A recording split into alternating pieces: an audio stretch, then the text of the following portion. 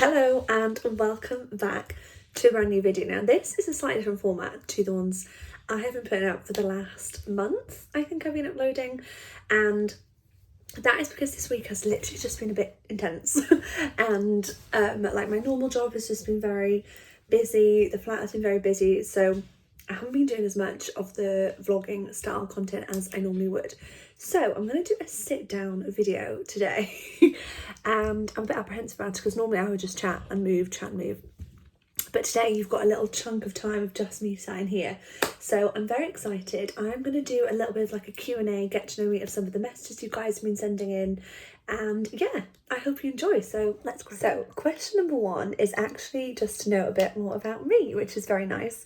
There was like a lot of questions to be like, how old are you, where are you from, generic, get to know you questions. So I thought I'd do a little bit about that. But I've got a lovely cup of tea, which is getting colder and colder the more I try and move around this room. So I think the pressure of like this video being something worthwhile to be watching is overwhelming me. So really, if this isn't your vibe and you're thinking, this is not that my videos are normally wildly exciting, but if this is too adult for you, feel like you don't need to stick around for this. Good. I'm 26. I'm a Gemini. Love long walks on the beach. And I live in London. I used to live in Wales. Wales, where I grew up. Wales is like where I love to be, where I'd always rather be. But London is where I work. So I lived in Wales till I was 18. Still obviously go there a lot now. Then I moved to Bath and I did my degree in Bath Uni. And I actually did business administration, which is like a business management degree. It's like the baby MBA, if you're familiar with that. I did the BBA, it was like the baby masters. And I did that for 4 years. I studied there. I also lived in Copenhagen. I studied in Copenhagen Business School, so I loved it there. If anyone ever needs any Copenhagen recs, I'm your gal. So I lived there, studied in that uni for 6 months, did like a little placement there, and then finished university in COVID, like the very start of COVID, and then moved back home. That was my little glass music there. Lived back at home and then moved to London, I want to say three and a bit years ago. I think it was like 2021. And now I work for Cadbury's basically. So I'm the junior brand manager on Cadbury's and I just love it. It is 10 out of 10, a bit of me. Actually, my most asked question, and it does make sense because I feel like most people come from She Made It, is why did you start She Made It? And if you don't know, I'm assuming you've come from there, because if you found me on here, that's amazing. Let me know if you haven't come from my Instagram of me being like begging people to watch this video. I basically started She Made It in lockdown. She Made It is my book subscription box. So it runs every 2 months and you get a book and then minimum of 4 gifts to go alongside the book. It's £30, it's every 2 months, and yeah, I actually started it in lockdown. I don't know how many people remember that. Also, if you've been here since then, that is incredible. I started it as like, I couldn't find anything else on the market which was giving me like a really good book and products I would actually use. So I started doing She Made It to maybe like 20 people with like a little brown paper bag with like a She Made It stamp that I had made on Etsy on it, and you got very small gifts like a nice book, and I sent that out from my house at home. Then I moved to London and I was like, this is too much. Like the new city is enough for me, that the business can wait. So I paused it for about 18 months, and then last April I picked it back up. Then I launched it in these boxes, and this was kind of like a game changer for She Made It. I think the branding then became a lot more clear, people could then follow it a lot more, and yeah, we've seen like really steady growth since then. This year for me was a big year for She Made It. I went into it being like, I really want She Made It to grow. I had certain targets in my head, and I think we'd met the targets for subscribers for this year. I met in like March.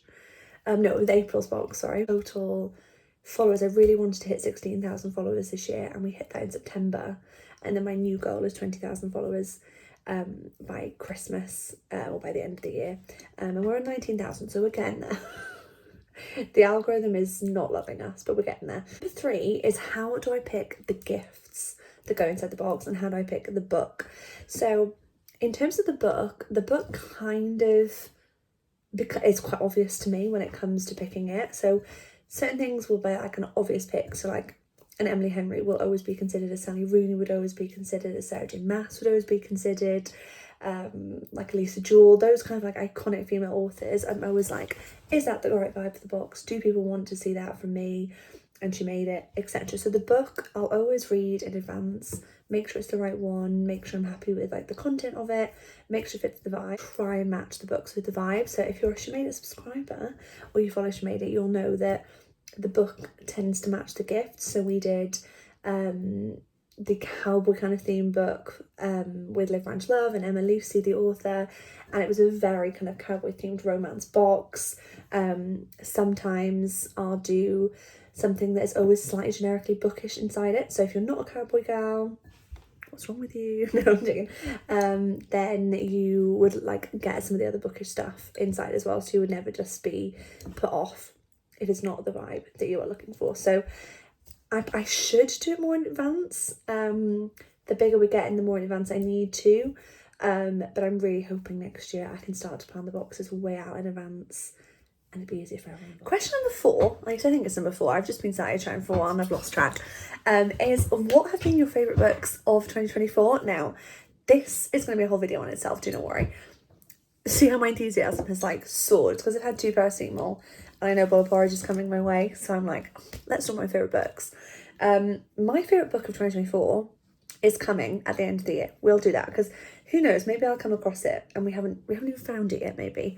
But I have bought a little selection off the shelf of some of my favourite books of 2024, and I thought we'd do a little chat through, because your gal is in her romantasy era, and so this had to be in it. Now, I'm not saying this was my favourite one, because I don't want to spoil the end of the year wrap up, but ACOTAR and Iron Flame / Fourth Wing have been my babies this year. I'm a big romantasy gal. Now, what I did want to use this section of the video for was to say, if you are thinking you're not a fantasy person, wrong. You are wrong. I went through 26 years of my life saying I wasn't a fantasy person, and that was a waste of time. I love it. I think if you like romance, right? If you like romance, you like spice, you'll like this.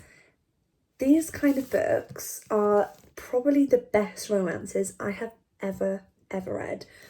And the last probably 2 years, so the 100 or so books I've read, I would say 80% have been romance. These romances are better. They feel like more grasped in something. They've got better storyline, better like grip on them. You know how like sometimes you'll get, and I'll come on to some of my favourite romances in a sec, but you get like a very basic generic storyline, and that's fine. Sometimes I need that. It's very chill, it's very calm, you know where it's going. This, you don't ever know where it's going. It keeps you through your lifetime. You like really good writing. It's just like, yeah. If you don't want a big series like this, fair, read these. Enough said. Then at the start of the year, I was very much in my romance phase, so I wanted to give a shout out to these. I've got to be honest, I've got a banging headache and I couldn't face going through all of these and all the boxes. These are the 2 that stood out next to the fantasy ones. Because if you haven't read this, I'm just assuming you have, Magnolia Parks, this is really good. I loved it. There's a lot of like bits I highlighted in this that I was like, that is a beautifully written line. It's about this elite group of friends who live in London, and you've got Magnolia and you've got BJ, and they are in this like deep romantic sparring match basically for 400 pages. And it's very glitzy, very glamorous. If you're a Made in Chelsea fan, I think you'll love this. And then Tessa Bailey's book, Fangirl Down. I loved this. I'm going to say, controversially, I sometimes think Tessa Bailey's books are a bit... This one wasn't. I loved this. This is about the main character called Josephine and the pro golfer Wells Whitaker. And he is in his golf career. It's going a bit downward.